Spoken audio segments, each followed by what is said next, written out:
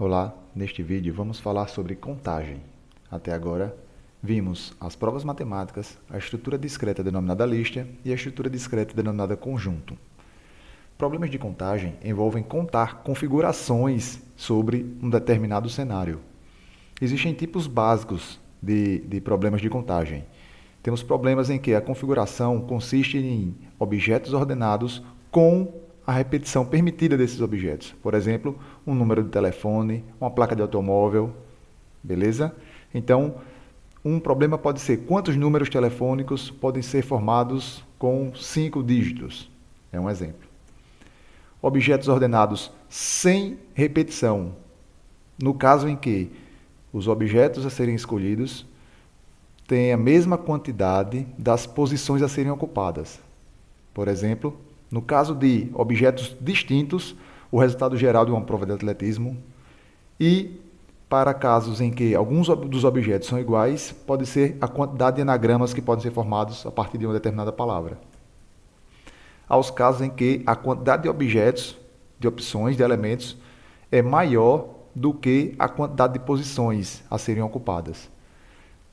Por exemplo, o resultado do pódio de uma determinada prova de atletismo, onde 100 atletas correm, mas apenas 3 são escolhidos e cada um vai ocupar um lugar diferente no pódio.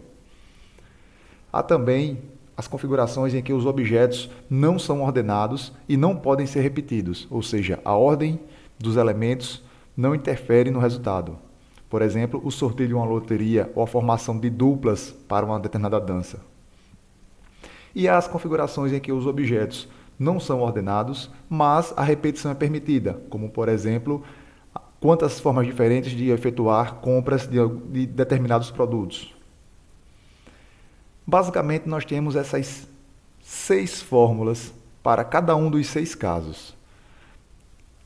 Não vamos nos ater a decorar essas fórmulas, porque os problemas podem ser apresentados com natureza híbrida, ou seja, parte do problema pode ser um arranjo, enquanto que outra parte pode ser uma permutação. Então, para evitar a necessidade de decorar fórmulas, iremos deduzir as fórmulas usando conceitos de listas, conjuntos, princípio da multiplicação e fatorial, caso necessário.